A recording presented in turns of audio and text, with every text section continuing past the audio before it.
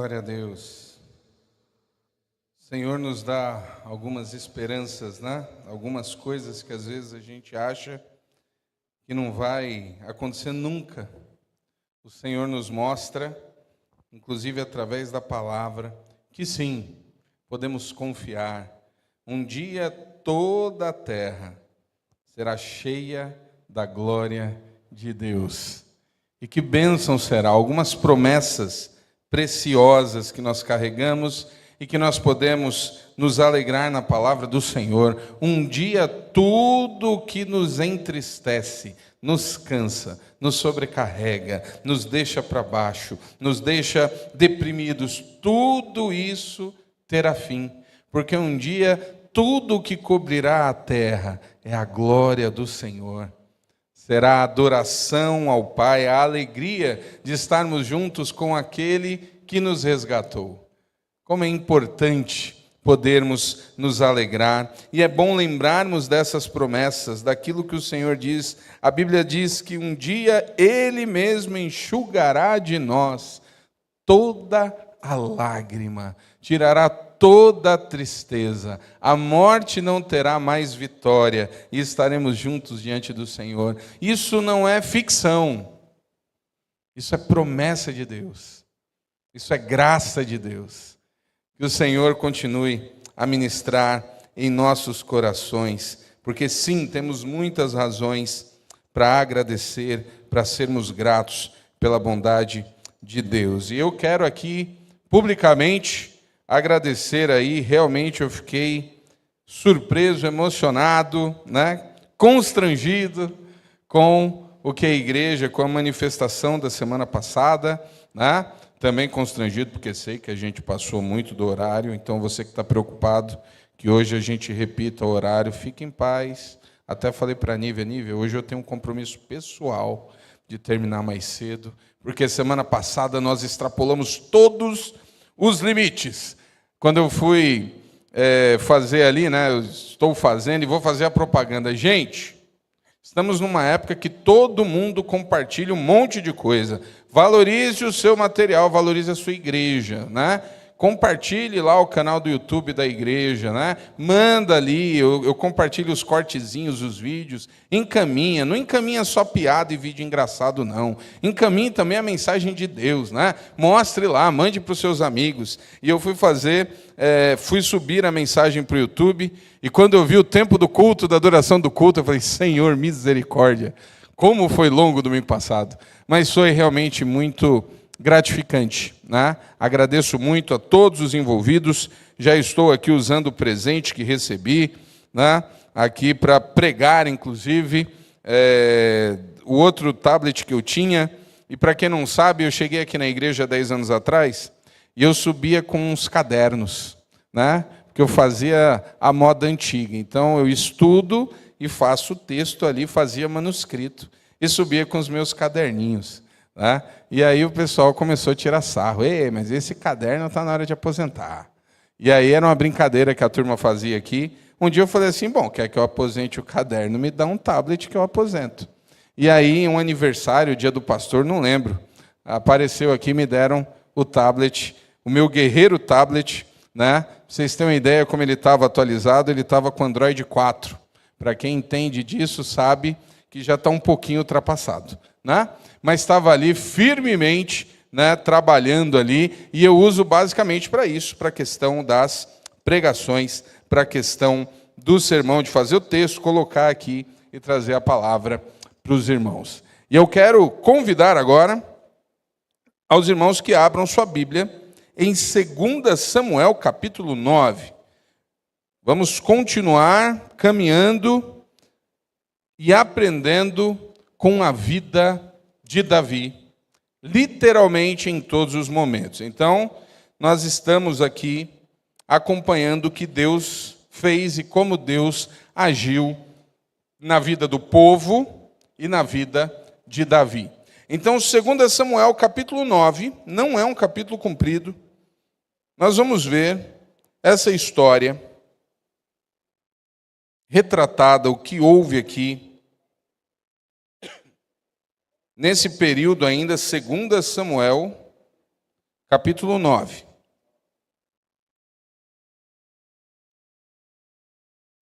Diz assim a palavra do Senhor. Certo dia, Davi perguntou: resta alguém da família de Saul a quem eu possa mostrar bondade por causa de Jonatas? Havia um servo da família de Saul, cujo nome era Ziba, e o trouxeram a Davi. Você é Ziba? Perguntou o rei. Sim, seu servo, meu senhor, respondeu Ziba. Então o rei lhe perguntou: resta alguém da família de Saul? Se resta, gostaria de mostrar a bondade de Deus para com ele. Um dos filhos de Jonatas ainda está vivo, respondeu Ziba. Ele é aleijado dos 2 pés. Onde ele está? Perguntou o rei. Ziba respondeu: em Lo-debar, na casa de Maquir, filho de Amiel. Então Davi mandou buscá-lo na casa de Maquir. Seu nome era Mefibosete, filho de Jonatas, filho de Saul. Quando compareceu diante de Davi, curvou-se com o rosto no chão. Davi disse: saudações, Mefibosete. Mefibosete respondeu: aqui está seu servo, meu senhor. Não tenha medo, disse Davi. Quero mostrar bondade a você por causa de Jonatas, seu pai. Vou lhe dar todas as terras que pertenciam a seu avô Saul, e você comerá sempre aqui comigo à mesa do rei. Mefibosete se prostrou e disse: quem é seu servo para que o Senhor mostre bondade a alguém como eu, que não vale mais que um cão morto? Então o rei mandou chamar Ziba, servo de Saul, e disse: dei ao neto de Davi, seu senhor, tudo o que pertencia a Saul e a sua família. Você, seus filhos e servos, cultivarão a terra para ele, a fim de produzir alimento para a casa de seu senhor. Mefibosete, neto de seu senhor, comerá sempre à minha mesa. Ziba tinha 15 filhos e 20 servos. Sou seu servo, respondeu Ziba. Farei tudo o que o meu senhor, o rei, mandou. E naquele momento em diante, Mefibosete passou a comer à mesa de Davi, como se fosse um de seus filhos.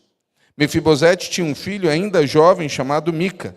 Daquele momento em diante, todos os membros da casa de Ziba se tornaram servos de Mefibosete. E Mefibosete, que era aleijado dos 2 pés, morava em Jerusalém e comia sempre à mesa do rei. Está aqui, texto lindo. E eu vou explicar por que esse texto é tão bonito. Porque talvez esse texto fale mais da nossa vida do que você consegue imaginar diante da narração. Como eu comentei na última vez em que conversamos sobre Davi, Davi estava enfrentando, ou melhor, Davi estava desfrutando de um tempo muito raro, não só para ele, como para o reino. Um tempo de calmaria, um tempo de paz.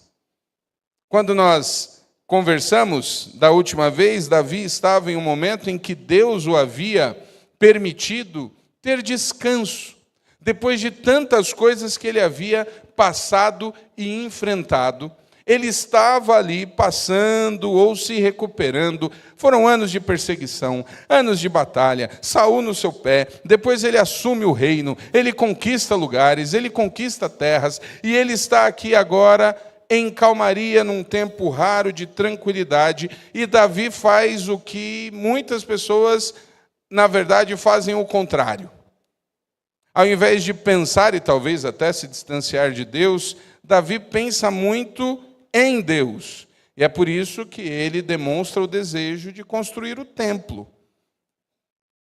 E depois de pensar e definir as coisas, Davi traz a arca, Davi quer construir o templo, Deus diz não, e mesmo assim Davi recebe uma promessa maravilhosa.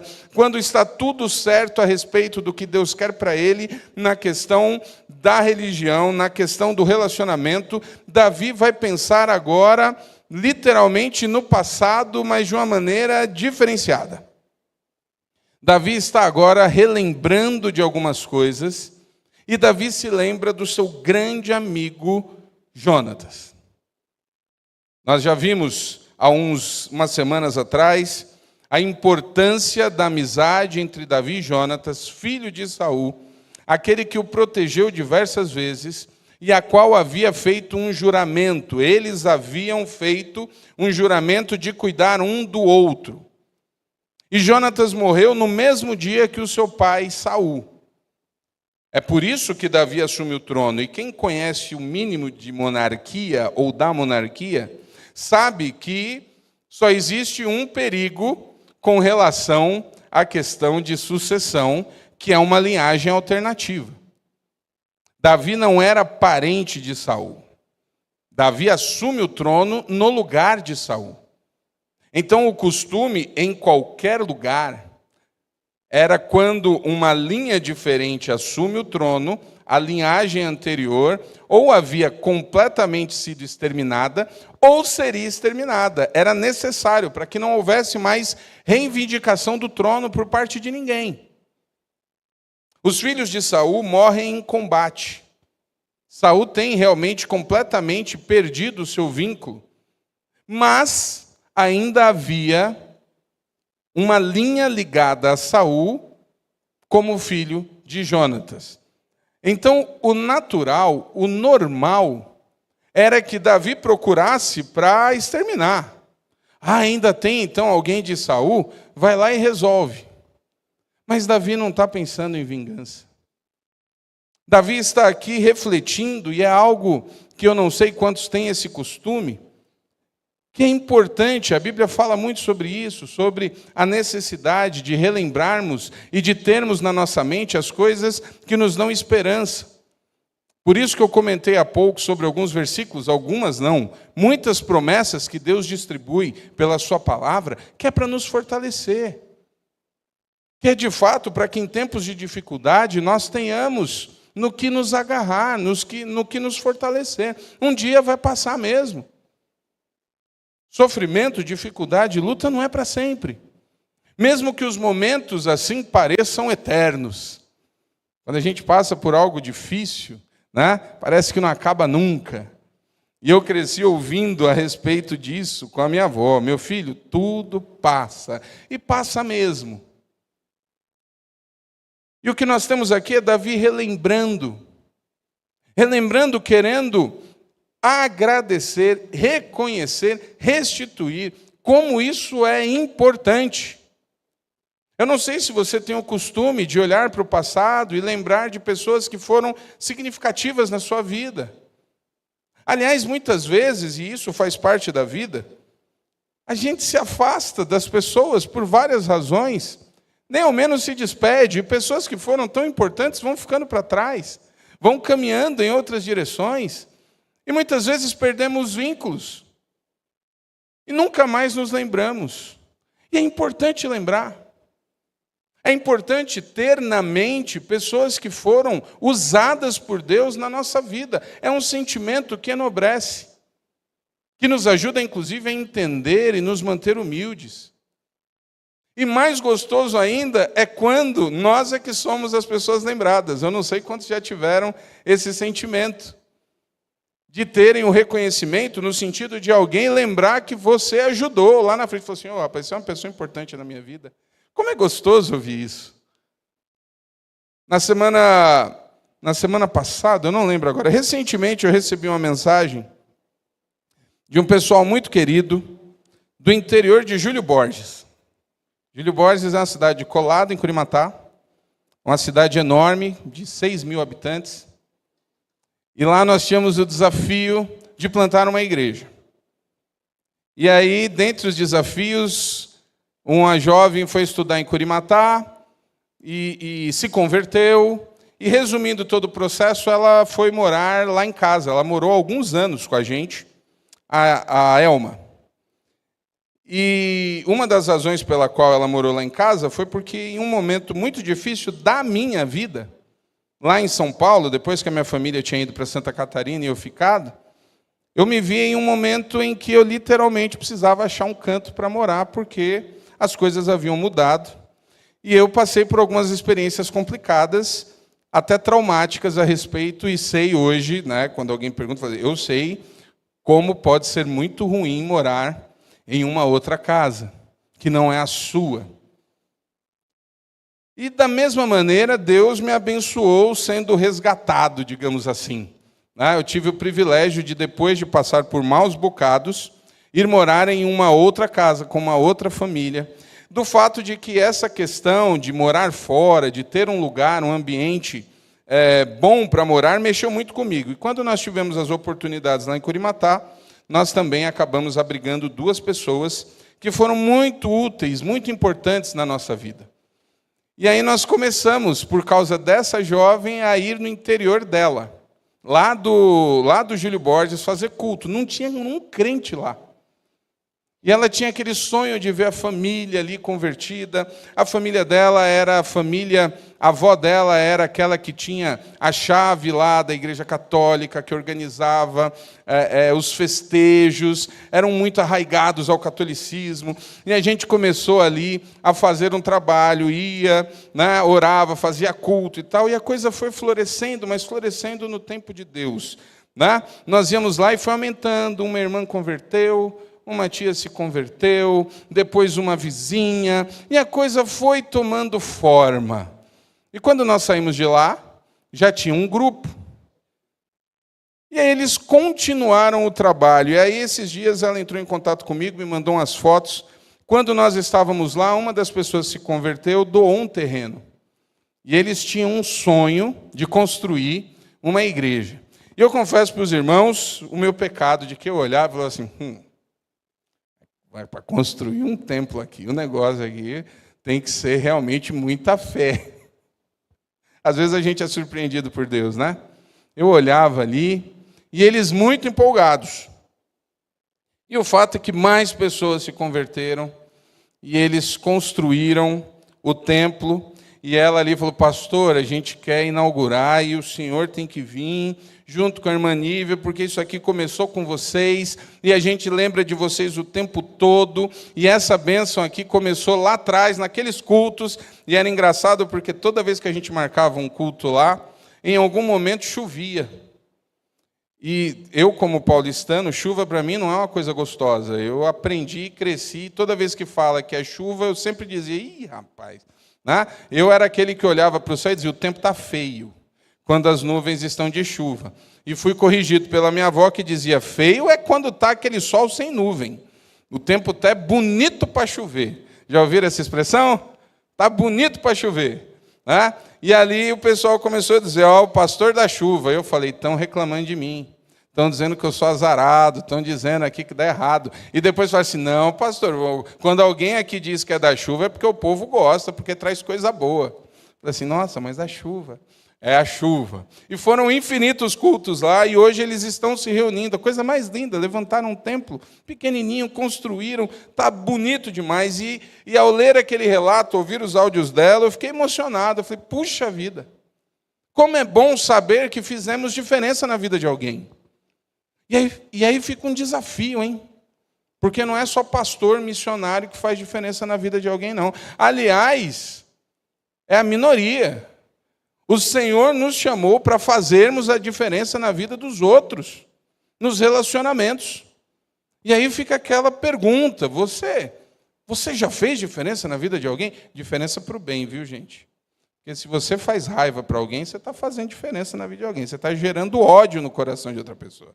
Não é esse tipo de diferença que nós temos que fazer. Mas é pensar no quanto eu, de fato, abençoei alguém. O quanto eu fui ou não fui usado por Deus para servir, para fazer diferença, para marcar a vida de uma pessoa. Porque quando nós olhamos o que Deus faz, o que Jesus faz com os discípulos, é prepará-los para que eles fizessem a diferença na vida das pessoas. E é dessa maneira que a igreja marca a história, fazendo a diferença na vida das pessoas. Em Atos é muito comum ver os textos que falavam que a igreja havia simpatia por parte de todos, e as pessoas viam graça, não no sentido de rirem, mas de olharem aquele povo, de olharem aquelas pessoas e verem o Senhor agindo. E Davi está aqui sentado, relembrando o que ele passou, e ele lembra do compromisso com o seu amigo, e ele diz, eu preciso cumprir. E ele vai e busca, diferente do que qualquer outro faria ali.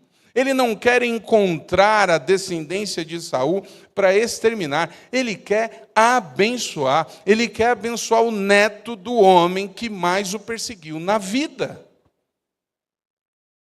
Ele quer abençoar o neto do homem que jogou uma lança para cravá-lo na parede.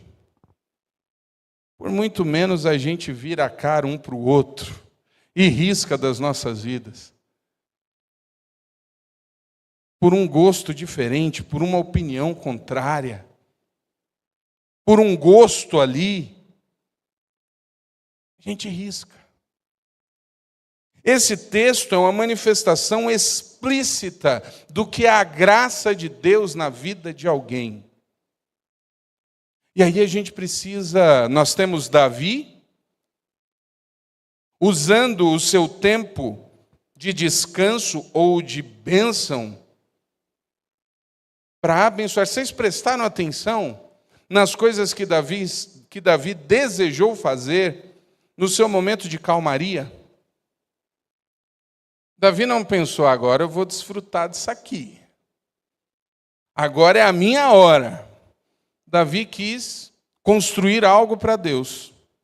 Depois Davi quis cumprir o seu voto e abençoar o filho do seu grande amigo. Davi não está pensando nele. Davi mostra exatamente o que Deus deseja e o que Deus faz. E aí nós temos o outro lado. E essa história de Mefibosete, ela é uma história muito curiosa. Mefibosete cresceu no ambiente da corte. Mefibosete era neto de Saul. Mefibosete, em algum momento, entraria na linha de sucessão do trono. Era um menino destinado a se tornar rei. Porque o sucessor no trono de Saul era Jonatas.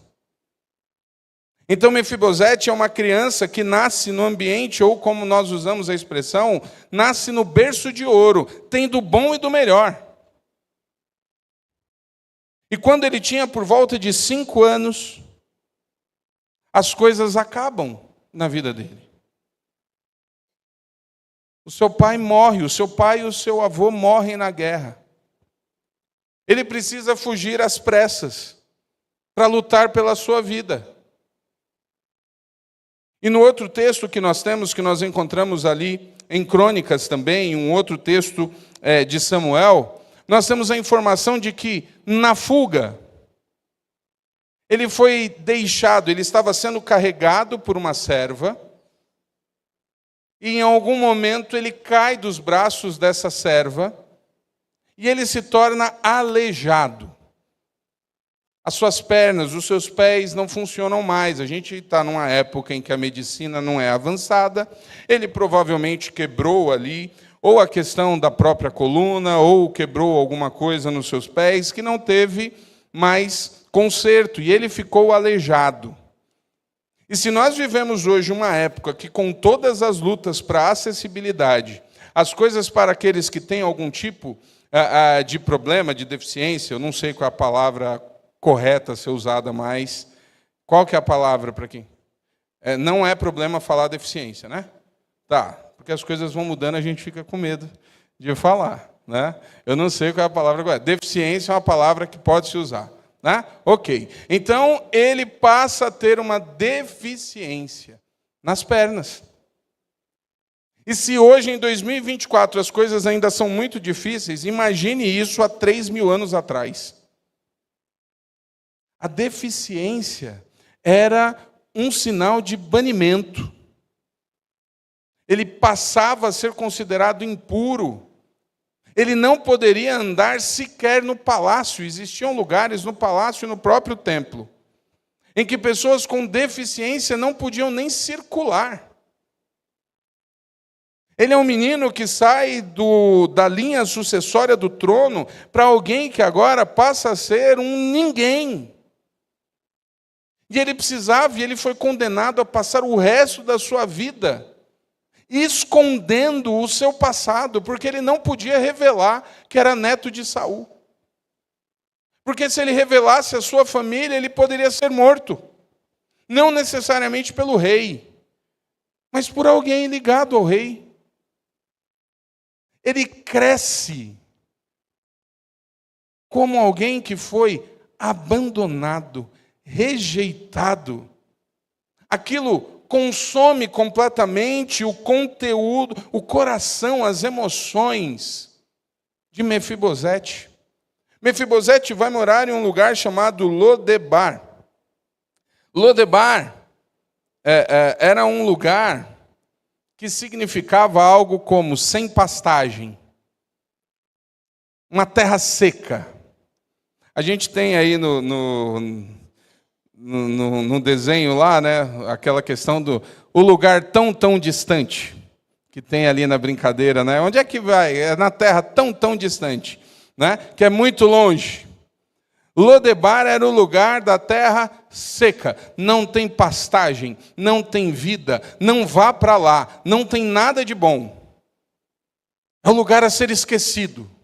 Você imagina como fica a cabeça de alguém que sai do trono para o lugar esquecido que não tem pastagem? Ah, mas ele tinha só 5 anos. Ah, isso marca. De uma hora para outra, aquele menino viu o seu mundo ser destruído. Ele perdeu seu pai, ele perdeu sua mãe, ele perdeu seu avô. Ele agora vive escondido. É esse o jovem que Davi resgata nesse texto. E a gente percebe, eu vou voltar ao texto aqui. Vamos voltar aqui ao capítulo 9. A partir do versículo 11.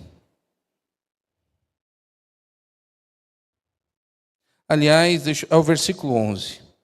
Que a gente começa a encontrar aqui alguns detalhes maravilhosos.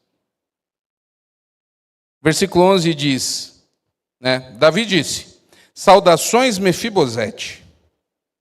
Mefibosete respondeu, aqui está seu servo, meu senhor. Não tenha medo, disse Davi.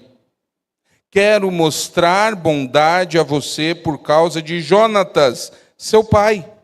Vou lhe dar todas as terras que pertenciam ao seu avô Saul, e você comerá sempre aqui comigo à mesa do rei. Mefibosete se prostrou e disse, quem é seu servo, para que o Senhor mostre bondade a alguém como eu, que não vale mais que um cão morto?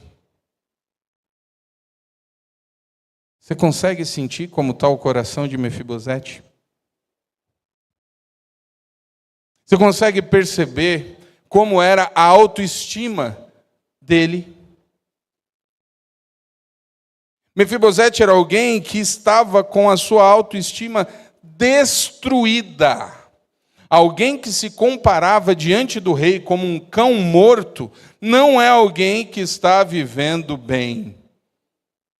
Era assim que ele se sentia.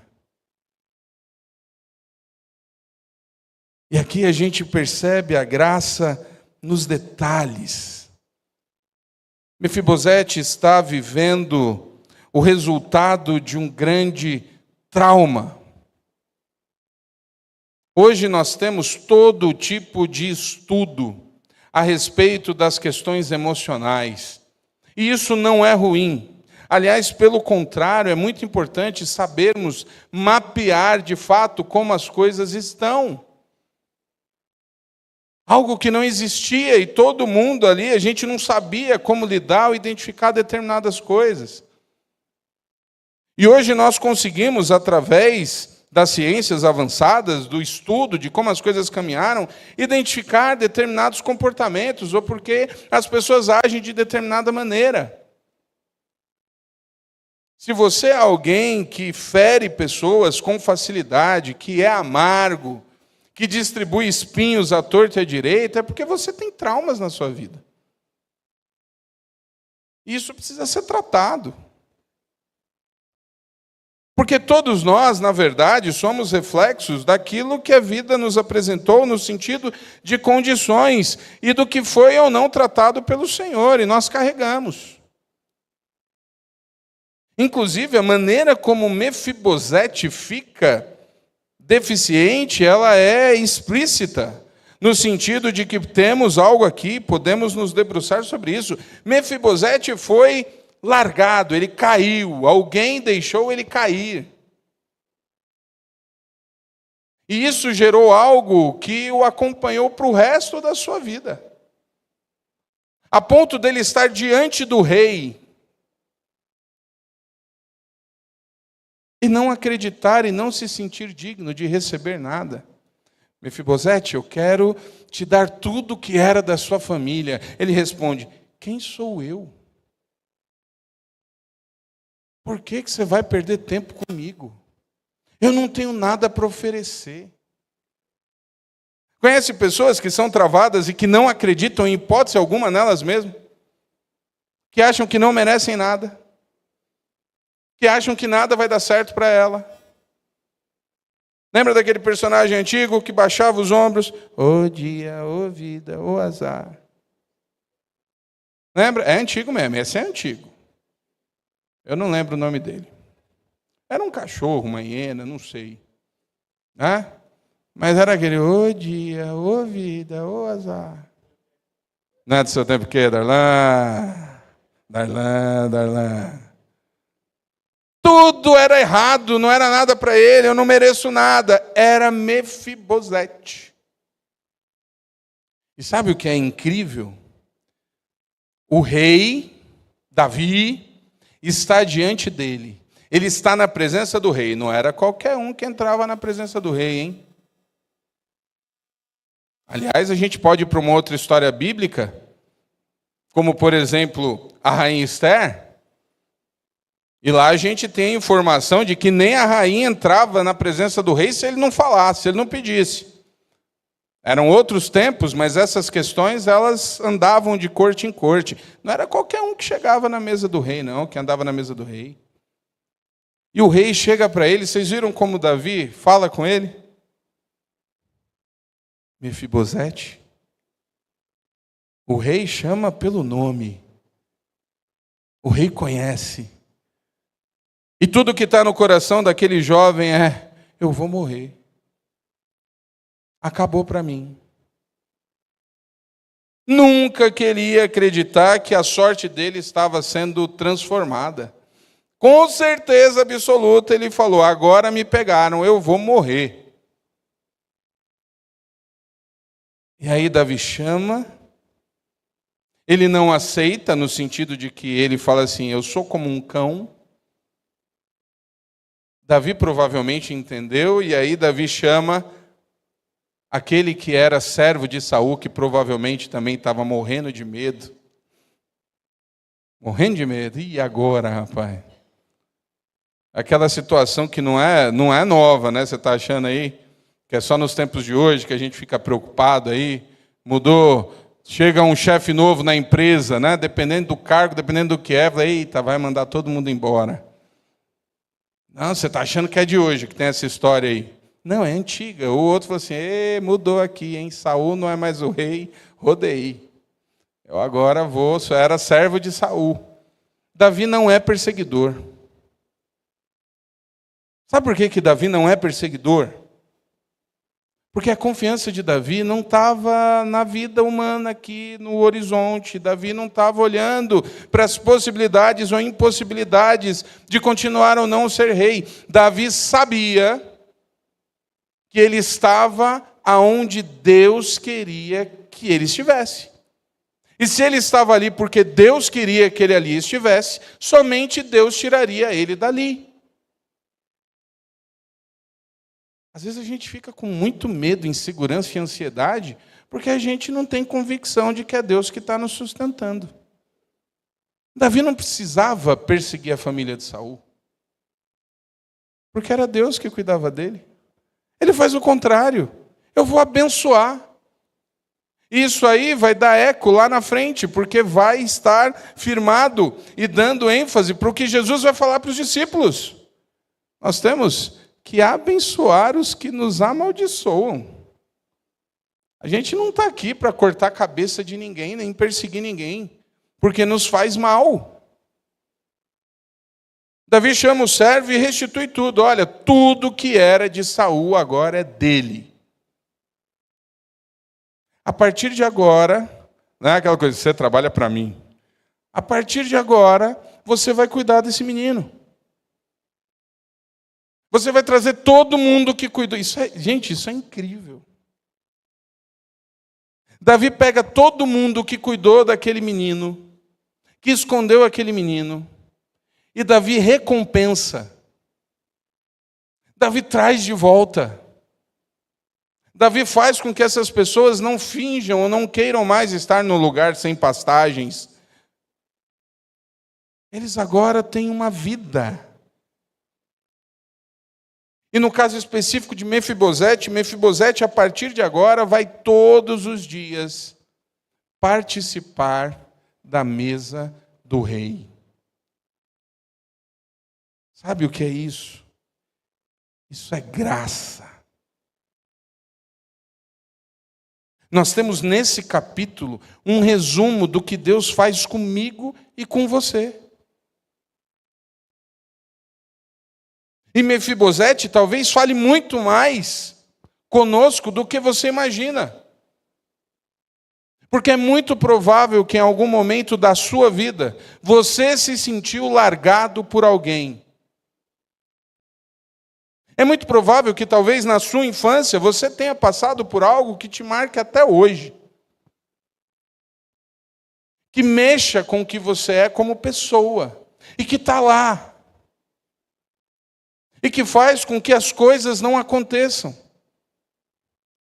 O simbolismo da queda de Mefibosete dos braços da sua cuidadora é muito forte.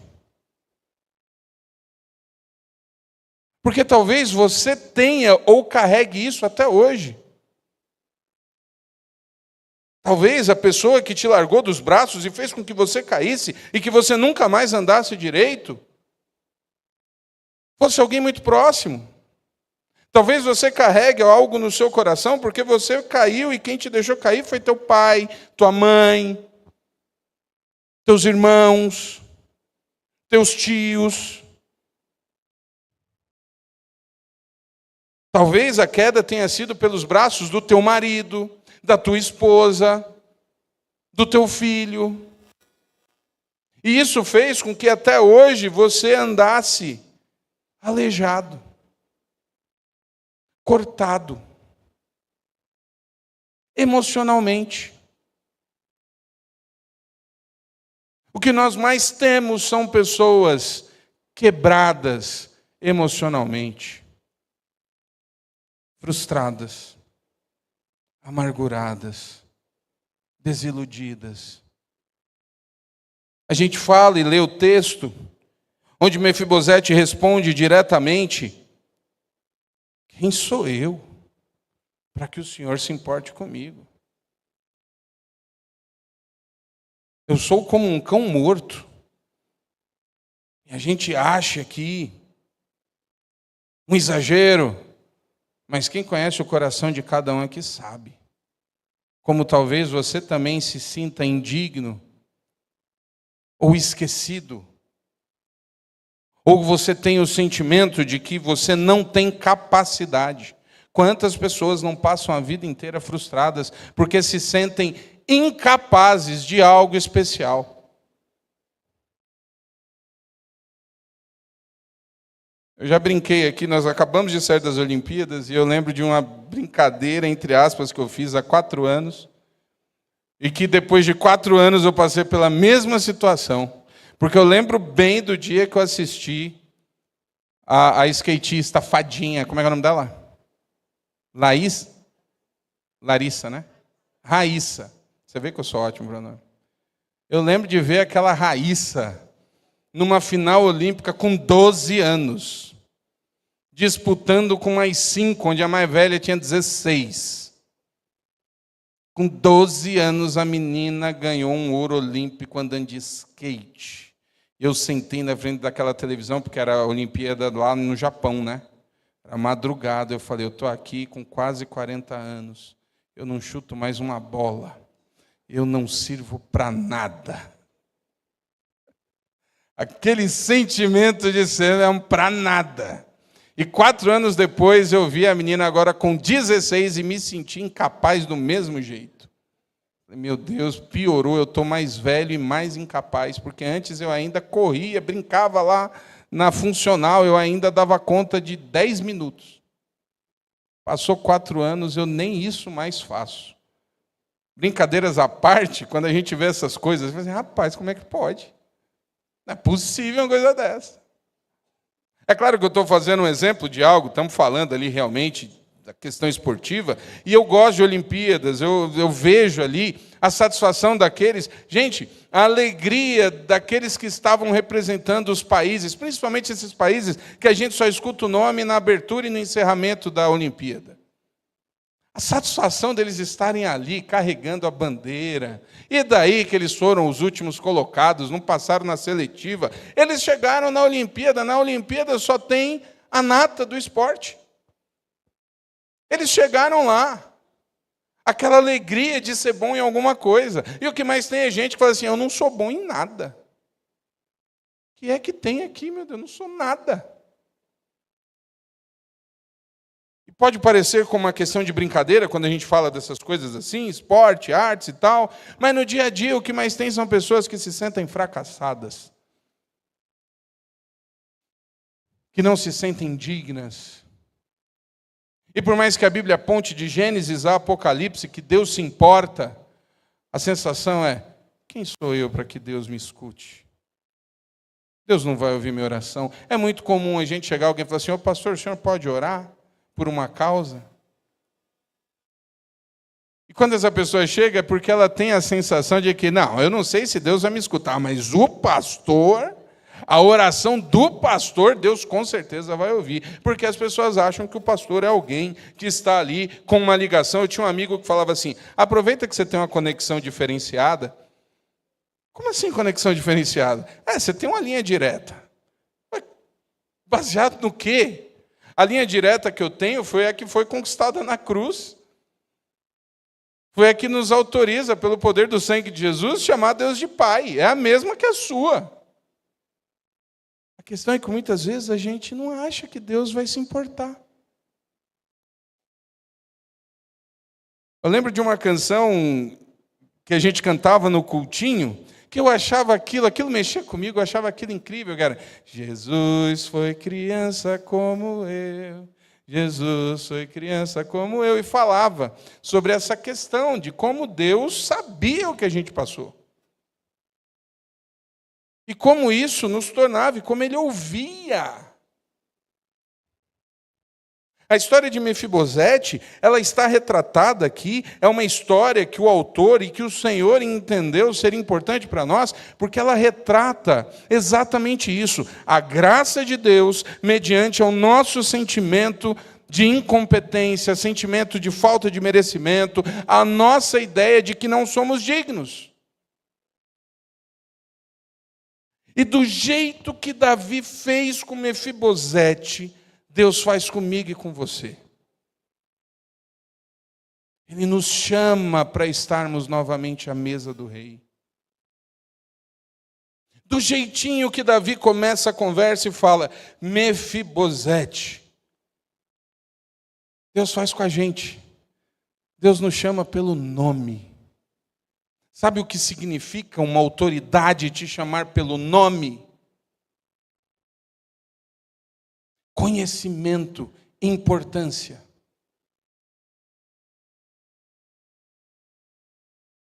Do jeito que Davi chegou e chamou Mefibosete, Deus chega para você, Deus conhece você, conhece o teu coração, te chama pelo nome.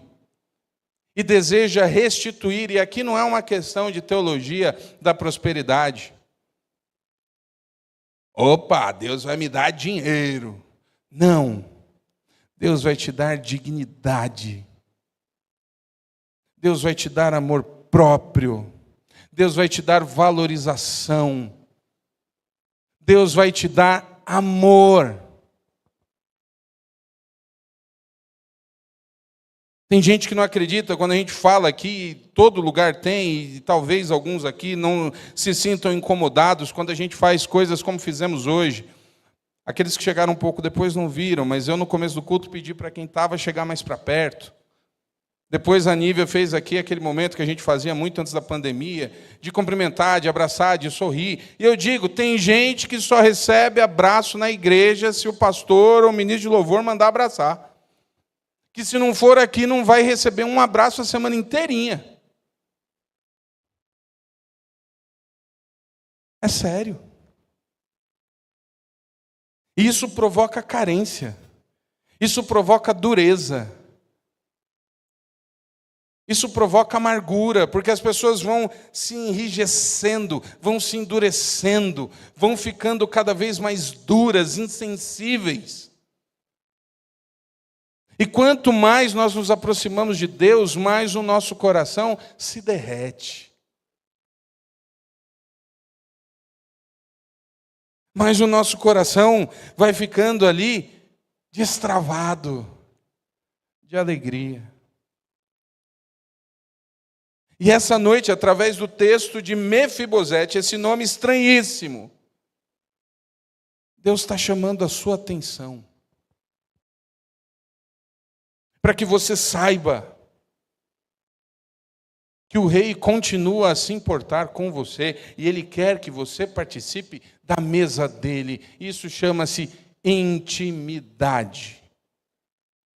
A expressão mesa do rei. Quando alguém fala e quando Davi diz, você agora vai comer na minha mesa. É chamando para perto. A gente vive uma cultura onde as pessoas não querem mais usar a mesa, né? A mesa está virando item de decoração ou estante. Você vai jogando as coisas lá e a única coisa que você não faz na mesa é comer. E a mesa tem o aspecto de proximidade e intimidade. Quem é que toma café da manhã na tua casa? É a tua família. Não é qualquer um. Quem come na tua mesa na hora do almoço é tua família e quem você convida. Não é aberto. Imagine a mesa do rei. A grande reflexão que temos para hoje e que precisamos entender, reconhecer e confessar é: qual foi a queda que marcou a minha vida? Qual é o trauma que você carrega que até hoje você anda aleijado? O que foi que houve? É o seu coração, você foi rejeitado e isso faz com que você se sinta a pior pessoa do mundo? Você nunca ouviu um eu te amo do seu pai e por causa disso você não consegue falar eu te amo? Sua mãe não te abraçava e por isso você não abraça ninguém? O que é que faz com que você se sinta inferior? Porque o que a gente descobre aqui é que Deus tem o desejo de mudar essa história. E não é porque algo de fato trouxe mágoa e marca na sua vida, você tem que carregar até o último dia. Porque existe um rei que pode tornar e trazer você de volta. Davi não podia trazer o movimento dos pés de Mefibosete, mas Davi pôde mudar a lei que dizia que um aleijado não andava no salão do trono. Mefibosete andou até o último dia da vida dele, no palácio. Agora, Deus pode curar o coração. Deus pode mudar, seja lá qual foi o teu trauma, a tua frustração. Deus tem o poder de curar. E você pode viver uma vida livre de qualquer sentimento que te traz para baixo e te faz sentir incapaz, ou que te faz sentir alguém que não pode receber o amor de Deus. A morte de Jesus naquela cruz foi por você, do jeitinho que você é.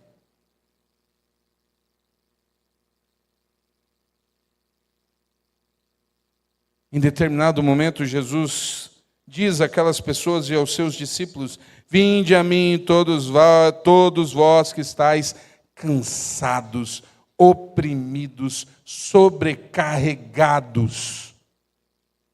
Deixai sobre mim todo o jugo, todo o peso, porque o que eu tenho é leve, é suave. Jesus está falando disso.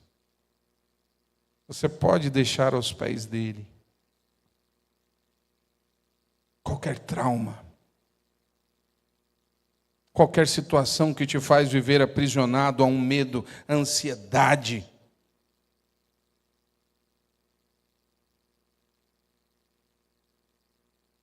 A decisão é sua. Mas o que eu posso dizer para você é que Deus até hoje continua chamando pelo nome e convidando para a sua mesa.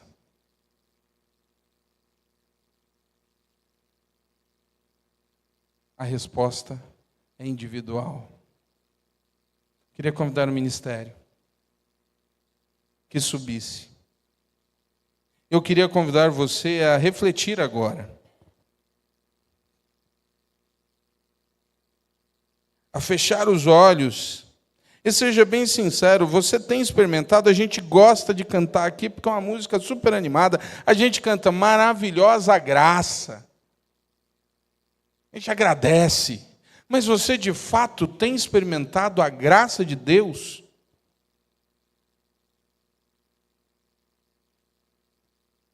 Ou você está preso e acorrentado em experiências emocionais frustrantes, que te travam? Você não consegue confiar em nada nem ninguém. Você não consegue se abrir, você não consegue de fato confiar. Porque um dia te derrubaram e você está machucado até hoje. E a graça do Senhor tem o poder de te libertar disso.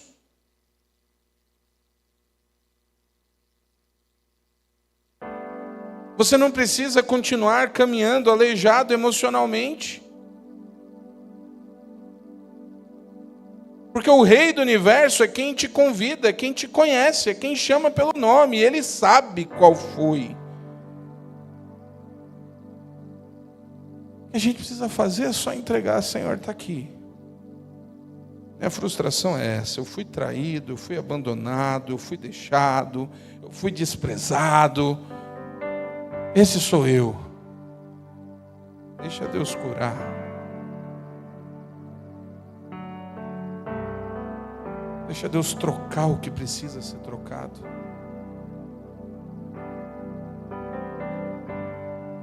Você tem a permissão e a possibilidade de todos os dias desfrutar da mesa do Rei.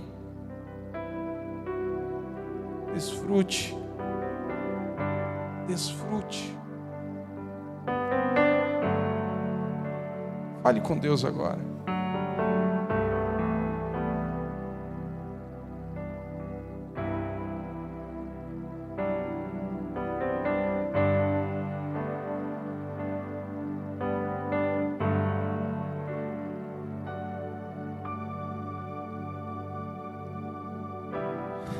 Santo Deus.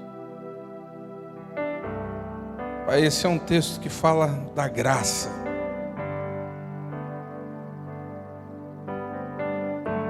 Pai, Davi foi com certeza inspirado pelo Senhor a resgatar Mefibosete. Pai, esse texto é lindo. Porque é um texto que mostra alguém completamente destroçado, emocionalmente, fisicamente, recebendo da pessoa mais importante do seu tempo, a graça. E Pai, eu te louvo porque o Senhor continua sendo um Deus de graça. De fato, o pecado nos afasta, mas o Senhor oferece perdão. Pai, cada um aqui, começando de mim, cada um aqui tem um trauma, uma dor, uma frustração, uma tristeza, um sentimento de incapacidade. Nós até maquiamos bem, nós sabemos fingir, mas o Senhor conhece cada coração. E essa noite o Senhor nos chama a fazermos parte da Tua mesa. Essa noite a Tua palavra é sobre isso. Essa noite o Senhor manda um recado a mim e a todos aqui, de que o Senhor tem graça a ser distribuída em um coração quebrado. Pai, que ninguém aqui continue a viver aprisionado a trauma, a mágoa, a frustração. Pai, que toda dor que nós possamos carregar, todo sentimento de humilhação, de frustração, de desprezo, de derrota, Pai, que tudo isso caia pelo poder do sangue de Jesus. Liberta os nossos corações. Que todos aqueles aqui que não se sentem dignos do Teu amor, entendam que não é pelo que merecemos ou fazemos, é pela Tua graça, pelo Teu amor. Então que cada um aqui aceite aquilo que o Senhor nos oferece, única e exclusivamente por amor. Pai, cura todo e qualquer coração que está machucado e quebrado. Trata o coração da Tua igreja, daqueles que estão aqui, daqueles que estão acompanhando em casa, daqueles que em algum momento verão esse vídeo, daqueles inclusive que talvez não tenham vindo até aqui por estarem machucados. Que a Tua graça cubra cada coração, como um dia a Tua glória vai cobrir toda a terra. Que as nossas vidas sejam transformadas pelo poder do Teu amor. A Ti seja toda a honra e toda a glória. E assim nós oramos, no nome precioso de Jesus. Amém. Amém. Glória a Deus.